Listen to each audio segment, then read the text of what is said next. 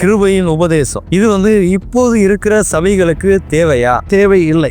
இது ஒரு தவறான ஒரு பாதையில தான் இந்த ஊழியர்களை நடத்தி கொண்டிருக்கு. சபையில என்ன வேலைக்காக வந்தோமோ அதை விட்டுட்டு நடனம் ஆடுறதை மட்டுமே வச்சுட்டு இருக்கிறது, அது எப்படி புரிஞ்சுக்கிறது? அதை ஏற்றுக்கொள்ள முடியாது. வேடிக்கை கூத்தாக, களியாட்டாக அவர்கள் நினைத்து கொண்டிருக்கிறார்கள் என்று சொன்னால் சங்கீதம் 2:11 சொல்லுகிறது, பயத்தோடு கர்த்தரை சேவியுங்கள், நடுக்கத்தோடு கர்த்தரை களி கூறுங்கள் என்று எழுதப்பட்டது. அதாவது இன்றைக்கு அதை கற்றுக்கொள்ளாமல் தான் எல்லாரும் மேடையிலே துள்ளுகிறார்கள், ஆடுகிறார்கள். இந்த ரோமன் கத்தோலிக்கு அந்த ஃபாதர் எங்கேயாவது துள்ளுகிறாரா, ஓடுகிறாரா? இல்லை. என்ன சொல்றீங்க? ஒரு புரோட்டஸ்டன்ட் சர்ச்சினுடைய அந்த குருவானவர் எங்கேயாவது ஒரு ஆல்டரை விட்டு எங்கேயாவது போகிறாரா? இல்லை. ஆனால் பெந்தேகோஸ்தனுடைய பாசஸ் அவர்கள் இங்கே ஓடுவதும் அங்கே ஓடுவதும், இங்கே துள்ளுவதும் அங்கே துள்ளுவதும், இப்படிப்பட்ட அனுபவத்தை நான் அதிகமாக வெறுக்கிறேன். இன்னைக்கு எமோஷனல் ஸ்பிரிட் தான் இன்னைக்கு ஜனங்களை இழுக்கிறது. ஆகவே இன்னைக்கு ஊழியத்தினுடைய நிலைமைகளையும் இன்னைக்கு பார்க்கும்போது, யாருடைய கையிலே ஊழியம் இந்த தடியானது இருக்க வேண்டிய இடத்துல இருந்தால் அந்த ஊழியம் சிறப்பாக இருக்கும், மகிமையாக இருக்கும். இப்போ ஊழியம் ஆண்டவர் கொடுக்கிறார், அது ஆண்டவரே அழைக்கிறாரு, அவர் தான் இந்த ஊழியத்தை செய்ய சொல்கிறாரு. பிரசங்கமும் ஆண்டவர் தான் கொடுக்குறாரு அப்படின்னும் போது, அவங்க பிரசங்கிக்கும் போது யார்கிட்ட இருக்கணும் அப்படின்றத நாம் எப்படி முடிவு பண்ண முடியும்? அதாவது ஃபார் எக்ஸாம்பிளாக சொல்ல, தகப்பனுடைய ஆடுகளை தான் மேய்த்து கொண்டிருக்கிறார்கள். என்ன சொல்றீங்க? இன்னொரு சாரர் மாமனுடைய ஆடுகளை விகித்து கொண்டிருக்கிறார்கள். இந்த வாரிசு அடிப்படையில அல்லது மாம்ச ரீதியில அடிப்படையில யார் ஊழியத்திலே அவர் எனக்கு பின்னாடி என் பையன் தான் வரணும், என் பையனுக்கு பின்னாடி இவன் தான் வரணும் அப்படின்னு சொல்லி எங்கே அங்கே பலவந்தம் பண்ணப்படுகிறதோ அந்த சபையினுடைய ஊழியங்கள் சிதறடிக்கப்படுகிறது. எப்படி அரசியல்ல அப்பா மகன் அந்த மாதிரி தொடர் வாரிசு அரசியல்கள் பேசுவது போல, சபைகள்லையும் கீபோர்டு வாசிக்கிறது பாடுறதுல இருந்து எல்லா காரியங்களும் போதகருடைய பிள்ளைகளுக்கு தான் முன்னுரிமை கொடுக்கப்படுகிறது. மரியாதையும் போதகருடைய பிள்ளைகளுக்கு தான் கொடுக்கப்படுகிறது. அசிஸ்டன்ட் பாஸ்டர்ஸ், அது கீழே இருக்கிறவர்கள் ஊழியர்களாகவோ அதே சபையில் ஊழியர்களாகவோ வர முடியறதில்லை அப்படின்னு ஒரு குற்றச்சாட்டு தொடர்ந்து இருந்துகிட்டே இருக்கு. அது உண்மைதான், அது மறுக்க முடியாத ஒரு உண்மைதான். மோசேயுடைய இதுக்கு அடுத்து பொறுப்பு ஜோசுவா கிட்ட போகுது அப்படின்னா, அப்போ யோசுவா ஆல்ரெடி ரெடி ஆயிட்டாரு. வேற ஒருத்தரை ட்ரெயின் பண்ண வேண்டியது அந்த சபை போதகருடைய கடமை. அப்படி தயார் பண்ணாம போறதும் ஒரு விதத்துல தவறு தானே. அது உண்மை. இப்போ கூட யோசுவா வருவதற்கும் சில அங்க தடைகள் கூட அங்க என்ன செய்கிறது, வருகிறது. 70 பேர் அங்க தீர்க்க தரிசனம் உரைத்தார்கள் என்று எழுதப்பட்டிருக்கிறது. அந்த இடத்துல மோசே அதை தட்டி என்ன செய்கிறார், அப்படி தீர்க்க தரிசனம் உரைக்கிறவர்கள் என்ன செய்யட்டும், உரைக்கட்டும் அப்படின்னு சொல்லிட்டு, இட்ஸ் a broad mind. இந்த broad mind இல்லாதபடினால தான் எனக்கு முன்னாடி என் பிள்ளை வரணும், எனக்கு அப்படியே அந்த வாரிசு வருது அப்படின்னால தான்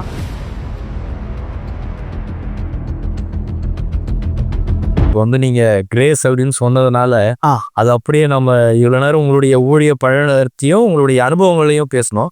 இப்போ அது அப்படியே நம்ம கிரேஸ் பக்கம் போவோம் கொஞ்சம். சரி, இந்த கிருபையின் உபதேசம் இது இப்போது இருக்கிற சபைகளுக்கு தேவையா அப்படின்ற ஒரு கேள்வி இருக்கு. ஏன்னா அவர்கள் பாவம் செய்யலாம் அப்படின்னு சொல்றாங்க, சினிமா பாடல்கள் பாடலாம் அப்படின்னு சொல்றாங்க, பாடுறாங்க, அதை வச்சு விளக்கங்கள் கொடுக்குறாங்க, பைபிள்ல இருக்கிறதானே பிரசங்கம் பண்றாங்க அப்படின்ற மாதிரி சில நபர்கள் வெளியில இருக்கிறவங்களை பார்க்கும்போது, ஆமா அவங்க வசனத்தையே தானே பேசுறாங்க அப்படின்ற மாதிரி இருக்கு. இது ரொம்ப ஏற்றுக்கக்கூடிய ஒரு விஷயமா இருக்கு அப்படின்ற மாதிரியும் சிலர் சொல்றாங்க.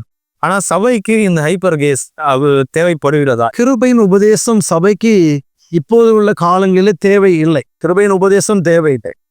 ஏற்கனவே அஸ்திபார உபதேசங்களை கொண்டு ஆண்டவர் நம்மகிட்ட பேசியிருக்கிறார். அப்போஸ்தலருடைய காலங்களிலே 1ஆம் நூற்றாண்டு சபையிலே 7 உபதேசங்களை கர்த்தர் கொடுத்திருக்கிறார். அப்ப அந்த உபதேசத்தின் வழியாக தான் நாம் என்ன செய்ய முடியும், சபையை கட்டி அதை ஒரு புத்தியுள்ள ஒரு மனவாட்டியாக நாம் ஆண்டவருடைய சமூகத்துல கொண்டு சேர்க்க முடியும்.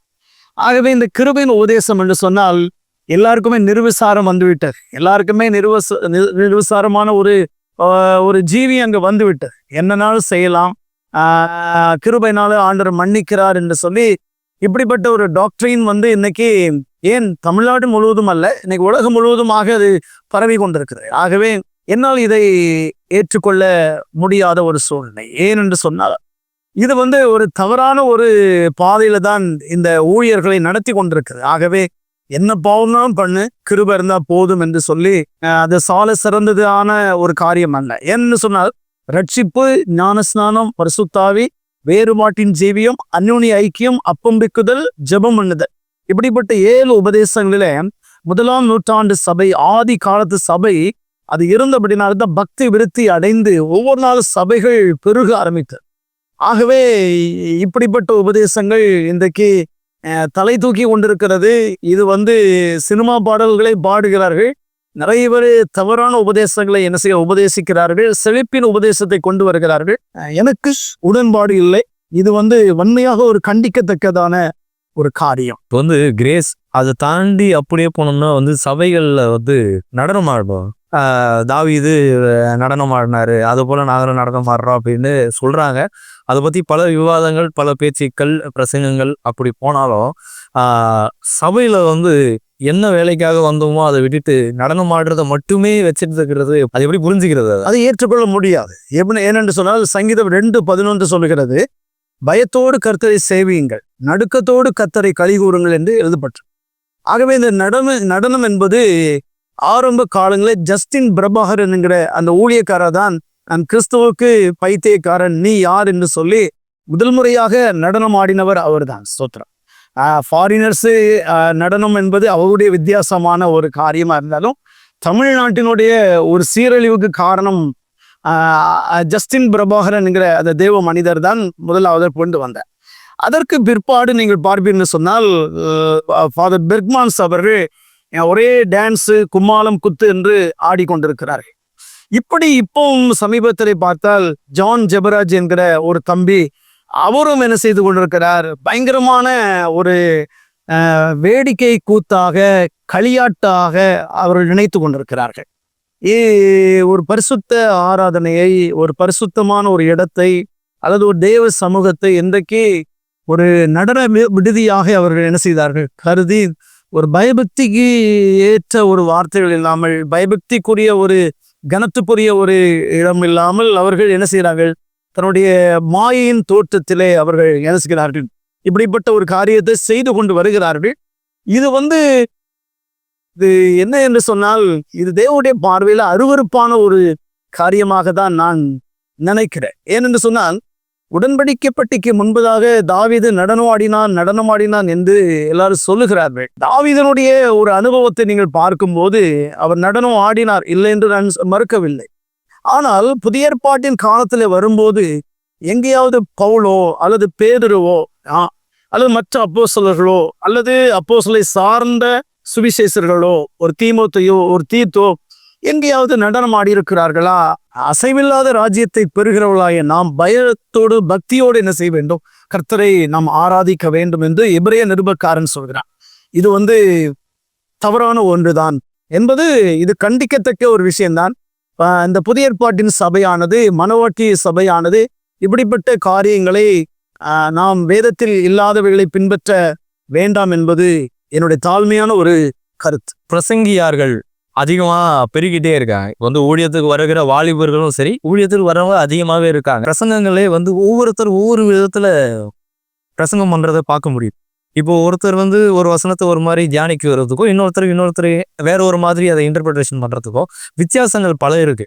இப்போ இது எப்படி எடுத்துக்கிறது? இது ஆவியானவர் வெளிப்படுத்துறார், அந்த வசனத்தை வைத்து வெளிப்படுத்துறாருன்னு எடுத்துக்கிறதா, இல்லை இப்போ இது அவங்களுக்கு மாம்சத்துல அவங்களே அவங்களுடைய ப்ரொஜெக்ட் பண்ணிக்கிறதுக்காக அந்த மாதிரி பண்றாங்க அப்படின்ற மாதிரி எடுத்துக்கிறது? பிரசங்க சாஸ்திரம் என்கிற ஒரு அனுபவங்கள் உண்டு. அதாவது இன்றைக்கு அதை கற்றுக்கொள்ளாமல் தான் எல்லாரும் மேடையிலே துள்ளுகிறார்கள், ஆடுகிறார்கள். பிரசங்கம் என்பது 40 நிமிடங்கள், அதாவது 40 மினிட்ஸ். அந்த 40 நிமிடங்கள் தான் ஒரு மனிதனுக்கு கேட்கும் ஆற்றல், கேட்கும் திறன் செவி கொடுக்கிற அந்த தன்மை அவ்வளவுதான் இருக்குது. ஏனென்று சொன்னால் இன்னைக்கு பிரசங்கம் என்பது மேடை விட்டு அங்கே போகிறார்கள், இந்த பக்கம் ஓடுகிறார்கள், அங்கே துள்ளுகிறார்கள். இது அவர்கள் சரியாக கற்றுக்கொள்ளவில்லை என்பதுதான் என்னுடைய கருத்து. ஏனென்று சொன்னால் இன்னைக்கு பிரசங்கம் என்பது என்னென்று சொன்னால் அந்த மேடையை விட்டு, அந்த ஆல்டரை விட்டு அவர்கள் அசையாதபடி அந்த மெசேஜ், அந்த வார்த்தை ஜனங்களை என்ன செய்ய வேண்டும், தொடவே. ஒரு பிரசங்கம் பண்ணுகிறார்கள், அதுல நான் பிரசங்கத்தை கேட்டிருக்கிறேன். அதுல பிரசங்கத்தை விட, அவர்கள் சொன்ன வார்த்தையை விட அல்லேலுயா என்கிற வார்த்தை அதிகமாக இருக்கு. நான் எண்ணிக்கொண்டே இருந்தேன். ஒரு பிரசங்கம் பண்ணி கொண்டிருக்கிறார், இடையில அல்லேலுயான்னு தான் சொல்லுகிறார் தவிர அவர் என்ன மெசேஜை கொண்டு வந்தார், என்ன சத்தியத்தை கொண்டு வந்தார் என்பதை என்னாலே விளங்கி கொள்ள முடியல ஒன்று. ஆகவே முடிந்தால் ஒரு செய்தியில ஒரு 3 அல்லேலூயா மட்டும் போடுங்க. நான் பைபிள் காலேஜிலே நான் வந்து ப்ரொஃபஸராக இருக்கும்போது நான் சொல்லுவேன், கற்றுக் கொடுக்குற காரியம் என்ன, ஒரு மெசேஜில் யாராவது ஒரு கொஞ்சம் கொஞ்சம் அந்த மெசேஜ் கொஞ்சம் டல்லாக போனால், கொஞ்சம் மெதுவாக போனால் இடையில ஒரு அல்லேலூயா போட்டுக்காங்க. நான் என்னுடைய மாணவர்களுக்கு நான் கற்றுக் கொடுத்துருக்கிறேன். ஆகவே இடையில நிறைய அல்லேலூயா போடுகிறார்கள். 2வது ஒரு ஆல்டர் அப்படின்னு சொன்னால் அதை விட்டு வலதுபுறமோ இடதுபுறமோ அது வந்து போவது என்பது சொல்லி என்னால் ஏற்றுக்கொள்ள முடியவில்லை. இன்னைக்கு இந்த ரோமன் கத்தோலிக்கு அந்த சர்ச்சினுடைய அந்த ஃபாதர் எங்கேயாவது துள்ளுகிறாரா, ஓடுகிறாரா? இல்லை. என்ன சொல்றீங்க? ஒரு புராட்டஸ்டன்ட் சர்ச்சினுடைய அந்த குருவானவர் எங்கேயாவது அவருடைய ஆல்டரை விட்டு எங்கேயாவது போகிறாரா? இல்லை. இது அவர்களுக்கு கற்றுக் கொடுத்த ஒரு நல்ல ஒரு பாடங்கள் தான். ஆனால் பெந்தேகோஸ்தனுடைய பாசஸ் அவர்கள் வந்து இங்கே ஓடுவதும் அங்கே ஓடுவதும், இங்கே துள்ளுவதும் அங்கே துள்ளுவதும், இப்படிப்பட்ட அனுபவத்தை நான் அதிகமாக வெறுக்கிறேன்.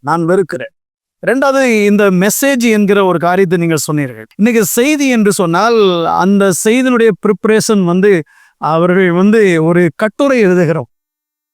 நாம் பள்ளிக்கூடத்தில் படித்திருக்கும் போது கட்டுரை என்கிற ஒரு ஒரு ஒரு காரியத்தை நாம் அங்கே எழுதுவோம். என்ன சொல்லுங்க, அதுல வந்து முன்னுரை, முகவுரை, இளமை பருவம், தொழில், கடைசி முடிவுரை என்கிற ஒரு பகுதி உண்டு. அப்போ இந்த கட்டுரையே ஒரு பள்ளிக்கூடத்தில் படிக்கிற மாணவனுக்கே ஒரு ஆசிரியர்கள் என்ன செய்தார்கள், ஒரு கட்டுரையை என்ன செய்கிறார்கள் அவர்கள் கொடுத்து இப்படிதான் எழுத வேண்டும் என்கிற ஒரு பொசிஷன் அங்கே வச்சிருக்கிறார்கள். முன்னுரை, முகவுரை அப்படிங்கிற ஒரு இளமை பருவம், தொழில், அவர் ஆற்றின பண்புகள், சேவைகள், கடைசியில் முடிவுரை என்கிற. இப்போ 6 தன் வரலாறை கூறும் என்று சொல்லுவார்கள். அதுவும் கூட நீங்க பாருங்கள், நான் இங்கே இருந்து உற்பத்தி ஆனேன் அப்படின்னு சொல்லி முடிவுரை முடிக்கிறேன். ஆனால் இன்றைக்கு அநேக பிரசங்கமாருடைய பிரசங்கத்தை நான் யூடியூப்ல கேட்கிறேன். ஆனால் முன்னுரையும் இல்லை, முடிவுரையும் இல்லை, உள்ளே பொருளும் இல்லை, ஏதோ ஒரு சத்தம் வருகிறது தவிர சரக்கற்ற ஒரு பிரசங்கம் அன்னைக்கு நிறைய இடங்களிலே காணப்படுகிறது என்பதை நான் வேதனையோடு நான் என்ன செய்கிறேன், இந்த இடத்துல பதிவு செய்து கொள்கிறேன். 2வதாக எல்லா ஊழியக்காரன்னு சொல்லவில்லை, நல்ல ஊழியக்காரர்களும் இருக்கிறார்கள், நல்ல மெசேஜ் கொடுக்கிறவர்களும் இருக்கிறார்கள், அவர்களையும் நான் வாழ்த்துகிறேன். ஆனால் இப்போ அதிகமாக இந்த மாதிரி கத்துறவங்க, இது மாதிரி குதிக்கிறவங்க தான் அதிகமான கூட்டத்தை ஈர்க்கிறாங்க அப்படின்னு வச்சுக்கலாமா? அதனால அந்த மாதிரி பண்றாங்க. ஒரு எமோஷன் தான் இன்னைக்கு, எமோஷன் ஸ்பிரிட் தான் இன்னைக்கு ஜனங்களை இழுக்கிறது. நான் சொல்லுவேன், எலியாவுடைய ஊழியம் ஒரு மகிமையான ஒரு ஊழியம். அந்த எலியாவுடைய ஊழியம் அதற்கு பிற்பாடு எலிசாவுடைய கைகளிலே வருகிறது. எலியாவை விட 2 மடங்கு அவன் அற்புதங்களை செய்து மகிமையான ஒரு ஊழியத்தை எலிசா செய்கிறார். அதற்கு பிற்பாடு நீங்கள் பார்க்கலாம், அந்த எலிசாவுடைய ஊழியத்துக்கு பிற்பாடு கேயாசினுடைய கைகளிலே அந்த ஊழியம், அந்த தடியானது போகிறது. அப்போ அந்த இடத்துல நீங்க பார்ப்பீங்கன்னு சொன்னால் அந்த தடியானது அங்கே கொண்டு அந்த மரித்த பிள்ளைகள் மேல் வைக்கப்படுகிறது. அங்கே உணர்ச்சியும் இல்லை, சத்தமும் இல்லை என்கிற ஒரு காரியம் இருக்குது. இன்றைக்கு ஒரே இப்படிப்பட்ட நிலையில் தான் இந்த தடியானது யாருடைய கைகளிலே இருக்கிறது என்று பார்க்கும்போதுதான் அதனுடைய மகிமை விளங்கு. இதே கேயாசனுடைய கைக்கு போகும்போது ஒரு எஃபெக்டே அதில் இல்லை, ஒரு உணர்ச்சியும் இல்லை, சத்தம். அதே தடியானது எலிசாவுடைய கைக்கு வரும்போது அந்த ஆத்துமா, அந்த பிள்ளைகளுடைய ஆத்துமா ஜீவன் பெறுகிறது. ஆகவே இன்னைக்கு ஊழியத்தினுடைய நிலைமைகளையும் இன்னைக்கு பார்க்கும்போது யாருடைய கையிலே ஊழியம் இந்த தடியானது இருக்க வேண்டிய இடத்துல இருந்தால் அந்த ஊழியம் சிறப்பாக இருக்கும், மகிமையாக இருக்கும். இப்போ நீங்க எலிசாவையோ கேசியை பற்றியும் பேசுனதுனால இந்த கேள்வியை கேட்குறேன். இப்போ ஊழியம் வந்து ஆண்டவர் கொடுக்குறார், அது வந்து ஆண்டவரே அழைக்கிறாரு, அவர் தான் இந்த ஊழியத்தை செய்ய சொல்றாரு, பிரசங்கமும் ஆண்டவர் தான் கொடுக்குறாரு அப்படின்னும் போது அவங்க பிரசங்கிக்கும் போது வந்து யார்கிட்ட இருக்கணும் அப்படின்றத நாம எப்படி முடிவு பண்ண முடியும்? உண்மைதான். எப்படின்னு சொன்னா, எலியாவுடைய கையில இருந்த தடி எலிசாவுக்கு போச்சு. எலிசாவுடைய அப்புறம் கேயாசின் தான் சிறந்த ஒரு ஊழியக்காரனை மாற வேண்டி. ஆனால் அவன் பணத்துக்காக, பொருளுக்காக, அந்த பாபிலோனிய ஒரு இச்சைக்காக, அந்த வஸ்திரத்தினுடைய இச்சைக்காக, பணத்துக்காக அவன் தன்னுடைய மேன்மையை, தன்னுடைய அந்த ராஜ மேன்மையை, அந்த அபிஷேகத்தை அவன் இழந்து போகிறான். அதனால ஊழியம் என்பது சரியான நபர்களுடைய கைகளிலே இன்னைக்கு ஸ்தாபனம் இருந்தால் இன்னைக்கு ஸ்தாபனம் இன்னும் வளர்ச்சி பெறும். நீங்கள் பார்ப்பீர்கள் சொன்னால் ஸ்தாபனம் இன்றைக்கு வளர்ச்சி அடையவில்லை. ஏதோ பழைய அந்த ரிக்கார்டு, அந்த பழைய காரியத்தை வைத்துதான் அவர்கள் ஓட்டிக்கொண்டிருக்கிறார்களே தவிர அதாவது ஃபார் எக்ஸாம்பிள சொல்ல, தகப்பனுடைய ஆடுகளை தான் மேய்த்து கொண்டிருக்கிறார்கள். என்ன சொல்றீங்க? இன்னொரு சாரார் மாமனுடைய ஆடுகளை விகித்து கொண்டிருக்கிறார்கள். ஆனால் நான் என்ன சொல்கிறேன், தகப்பனுடைய ஆடுகளை மேய்ப்பது பெரிய காரியம் என்று என்னால சொல்ல முடியாது. அது வந்து தகப்பன் கஷ்டப்பட்டு பாடுபட்டு ஒரு சபையை உருவாக்கி அந்த சபையில நடத்துறது ஒரு பெரிய காரியம் அல்ல. என்ன சொல்றீங்க? அதே போல யாக்கோபை போல மாமனுடைய ஆடுகளை மேய்த்து கொண்டிருந்தால் என்னைக்காவது ஒரு நாள் லாபான் துரத்தி தானே அடிக்க போகிறான். ஆனால் நீயாய் போய் ஒரு இடத்தை ஸ்தாபித்து, நீயாய் அங்க கஷ்டப்பட்டு, நீயா இங்க ரத்தம் சிந்தி வேதனைப்பட்டு கர்ப்ப வேதனைப்பட்டு நீ ஒரு சபையை ஆரம்பிக்கும் போதுதான் அந்த வழியும் அந்த வேதனையும் உங்களுக்கு தெரியும். அதனால இந்த தடியானது இன்னைக்கு ஊழியம் என்பது அது எனி ஸ்தாபனம், எனி டினாமினேஷன், அது வந்து ஆண்டவர் வந்து இந்த தடியை சரியானவருடைய கையில கொடுத்தால்தான் அது வந்து இந்தியாவுடைய ரட்சிப்பு எழுப்புதல் சீக்கிரமாக சபையின் மூலமாக வரும் என்பது என்னுடைய கருத்து. இப்போ தடி வந்து அப்போ சரியான ஆட்களை கிட்ட கொடுக்கறது இல்லை அப்படின்னு சொல்றீங்க. ஏன்னா வந்து இப்போ பெரும்பாலும் விசுவாசிகளாலேயோ இல்லை வெளியிலிருந்து வெகுஜன மக்களாலேயோ கேட்கப்படுற கேள்வி வந்து, ஒரு பாஸ்டர் இருக்காரு அப்படின்னும் போது அடுத்து அந்த பாஸ்டர் மறைகிறார் அப்படின்னும் போது அடுத்த இடத்துக்கு வந்து அவர்கள் பிள்ளைகள் தான் வராங்க, ஏன் சபையில இருக்கிறவங்க யாரும் வரமாட்டேங்கிறாங்க அப்படின்ற ஒரு கேள்வி இருக்கு. எப்படி அரசியல்ல வந்து அப்பா மகன் அந்த மாதிரி தொடர் வாரிசு அரசியல்கள் பேசுவது போல சபைகள்லையும் வந்து கீபோர்டு வாசிக்கிறது வந்து பாடுறதுல இருந்து எல்லா காரியங்களும் போதகருடைய பிள்ளைகளுக்கு தான் முன்னுரிமை கொடுக்கப்படுகிறது, மரியாதையும் போதகருடைய பிள்ளைகளுக்கு தான் கொடுக்கப்படுகிறது. அசிஸ்டன்ட் பாஸ்டர்ஸ் அது கீழே இருக்கிறவர்கள் ஊழியர்களாகவோ அதே சபையில ஊழியர்களாகவோ வர முடியறது இல்லை அப்படின்னு ஒரு குற்றச்சாட்டு தொடர்ந்து இருந்துட்டே இருக்கு. அது உண்மைதான், அது மறுக்க முடியாத ஒரு உண்மைதான். தகப்பனுடைய ஊழியத்தை அந்த பிள்ளைகள் தான் செய்கிறார்கள். ஆனால் சில இடங்களிலே பார்க்கும்போது தகப்பனுடைய ஊழியத்தை மகன் செய்வது தவறு என்று சொல்ல முடியாது. ஏனென்று சொன்னால் சில அந்த தகப்பனுடைய ஊழியத்தை மகன் தான் செய்ய வேண்டும் என்பது அந்த நிர்பந்தமான ஒரு சூழ்நிலையில அங்கே என்ன செய்கிறார்கள், திணிக்கப்படுகிறார்கள். மோசைக்கு பிற்பாடு யோசுவா தான் வருகிறார். மோசனுடைய பிள்ளைகள் வரவில்லை. கெர்சோமோ மற்றபடி அந்த அந்த அதுல யாருமே என்ன செய்யலை, வரவில்லை. மோசைக்கு பிற்பாடு யோசுவா தான் வருகிறார். யோசுவாவுக்கு பிற்பாடு நியாயாதிபதிகள் தான் வருகிறார்கள். இப்படி அவர்கள் வாரிசு அரசியலையோ வாரிசு ஊழியத்தையோ அங்கே என்ன செய்யவில்லை, கொண்டு வரவில்லை. பவுலுடைய ஊழியத்துல நீங்கள் பார்ப்பீர்கள் என்று சொன்னால், பவுலுடைய ஊழியத்திலே பவுலுக்கு சகோதரி மகன்லாம் இருந்திருக்கிறார். ஏன்னு சொன்னால் பவுலுக்கு நிறைய சொந்த பந்தங்கள் அவருக்கு அங்கே இருக்கிறது, சரித்திர ரீதியாக பார்க்கும்போது இருக்கிறது. ஆனால் அவர் வந்து தீமோத்தேயு, தீத்து இப்படிப்பட்டவர்களை தான் என்ன செய்கிறார், அந்த ஊழியத்தின் பாதையிலே பயன்படுத்துகிறார் தவிர அவர் மாம்ச பிரகாரமாய் யாரையுமே என்ன செய்யவில்லை, பயன்படுத்தவில்லை. அதுதான் பவுல் சொல்கிறார், கிறிஸ்துவை மாம்சத்தின்படி அறிந்திருந்தோமானால் இனி ஒரு காலம் நாங்கள் என்ன செய்ய மாட்டோம், மாம்சத்தின்படி அறிய மாட்டோம் என்று அவர் சொல்லுகிறார். ஒரு இடத்துல 2 கொரிந்தியர்ல அவர் சொல்லுகிறார். இந்த ஒரு சம்பவத்தை சொல்கிறேன். சவுல் ராஜபாரம் பண்ணுகிறார். அவர் ராஜபாரம் முடிந்த பிற்பாடு ஆண்டவரே அவனை தள்ளுகிறார். அவன் ராஜபாரம் 40 வருஷம் முடிந்த பிற்பாடு ஆண்டவர் தாவீதை அதே 40 வருஷம் கொண்டு வருகிறார். இப்போ தாவீதுடைய வருஷம் 40 வருஷம் ராஜபாரம் முடிந்த பிற்பாடு அவனுடைய மகன் யார் வாரா, சாலமோன் வாரா. சாலமோனுக்கு பிற்பாடு ரெகோபியாம் என்ன செய்ய வருகிறார், அவருடைய மகன் வருகிறார். ஆனால் இந்த இடத்துல இந்த ராஜபாரம் உடைகிறது. 12 கோத்திரங்களிலே 10 வந்து வேலைக்காரன், சாலமோன் ராஜாவுடைய வேலைக்காரன் எரோபியாமுடைய கையிலே போகுது. 2 கோத்திரம் தான் இங்கே ரெகோபியாமத்தை போகிறார். ஆகவே ஒரு 2-3 தலைமுறையில தான் இந்த வாரிசு ஊழியங்கள் கொஞ்சம் நிலைத்து நிற்குமே தவிர, பின்னாடி நீங்கள் பார்ப்பீர் என்று சொன்னால் அது வந்து நிச்சயமாய் இல்லாமல் போயும். நிறைய ஊழியங்களை நான் பார்த்திருக்கிறேன்.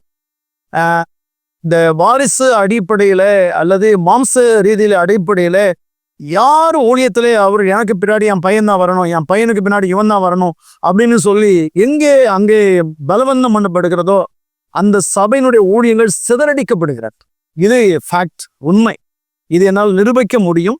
நான் சொல்கிற விஷயம் ஒரு 2-3 தலைமுறை மட்டும் ஆனா கொஞ்சம் போகலாம், அந்த நேம்ல போகலாமே தவிர மற்றபடி இது வந்து சாத்தியக்கூறு அல்ல.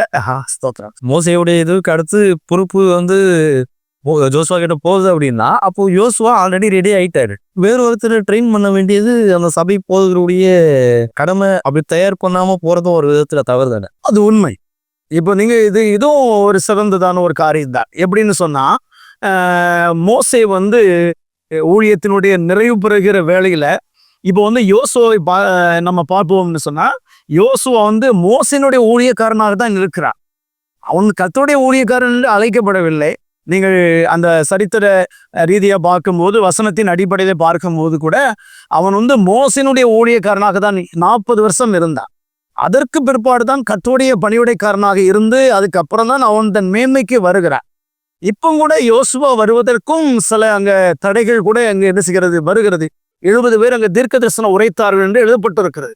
இப்போ யோசுவா வந்து இந்த மோசையே சார்ந்து நிற்கிறான். மோசைக்கு அந்த 70 பேர் தீர்க்க தரிசனம் சொல்லும்போது இங்கே யோசுவாவுக்கு ஒரு மாம்சம் எழும்புகிறது. மோசைக்கு விரோதமாக சில பேர் அப்படி சொல்லும்போது அந்த இடத்துல மோசை அதை தட்டி என்ன செய்கிறார், அப்படி தீர்க்க தரிசனம் உரைக்கிறவர்கள் என்ன செய்யட்டும் உரைக்கட்டும் அப்படின்னு சொல்லிட்டு இட்ஸ் ப்ராட் மைண்ட். இந்த ப்ராட் மைண்ட் இல்லாதபடினால தான் எனக்கு முன்னாடி என் பிள்ளை வரணும், எனக்கு அப்படியே அந்த வாரிசு வருது அப்படின்னால தான் சீட்டு விழுந்தது அப்படின்னு பைபிள்ல வாசிக்கிறோம். என்ன சொல்றீங்க? சீட்டு வந்து இப்போ வந்து முதலாவது இஸ்ரவேல் ஜனங்கள் ஒரு ராஜாவை கேட்கிறாங்க. ராஜாவை கேட்கும்போது இஸ்ரவேல் ஜனத்துல எவ்வளோ இருக்கிறாங்க. அப்போ அந்த பென்யமீன் கோத்திரத்தில் உள்ள அந்த கீசின் குமாரனாகிய சவுல் மேல சீட்டு விழுந்து. என்ன சொல்றீங்க? அப்போ அப்படியும் கூட என்ன செய்கிறார், நம்ம ஆண்டவர் சில பேருக்கு அந்த தரிசனம் கொடுத்து அழைக்கிறார். என்ன சொல்றீங்க? இப்போ வந்து அத்திமரத்தின் கீழ் உன்னை நான் கண்டேன் அப்படின்னு சொல்லிட்டு அந்த நாத்தான் மேலே தேவன் அழைக்கிறார். படகுக்கு வலைகளை அலசி கொண்டிருந்த அவர்களே தேவன் அழைக்கிறார். இதெல்லாம் வாரிசு அடிப்படையில தேவன் யாரையும் என்ன செய்வதை தெரிந்து கொள்ளவில்லை. ஒருவேளை 2-3 தலைமுறைகள் என்ன செய்யலாம் போகலாம். அது வந்து அது மாம்ச பிரகாரமான ஒரு ஊழியர்கள் தான். ஆகவே அதுல வந்து தேவ சித்தம் அங்கே நிறைவேற வாய்ப்பு இல்லை என்பது ஆணித்தரமான ஒரு விஷயம்.